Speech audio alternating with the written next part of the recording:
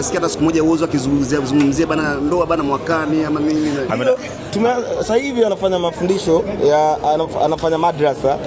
Kwa hiyo very soon ndugu yangu ataslim inshallah, atafuata njia ile bora na baada ya hapo tutapeleka posa, na posa yetu ikikubaliwa tunataka ndugu yetu asiingie tu kwenye Uislamu kwa sababu ya ndoa, lakini aingie awe bora pia katika eneo hilo la Uislamu, aweze kuwaleta watu wengine katika Uislamu. Whozu bora anacheka.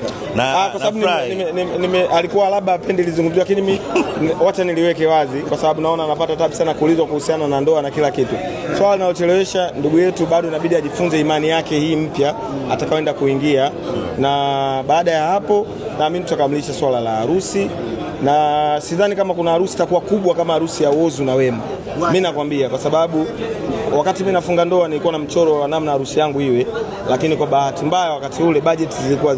Sasa hivi nguvu tunayo, tutatumia mchoro ule na tutaongeza vitu vipya, na uzuri nimeshiriki pia kwenye harusi ya Jux na harusi zingine zote kubwa zilizotokea.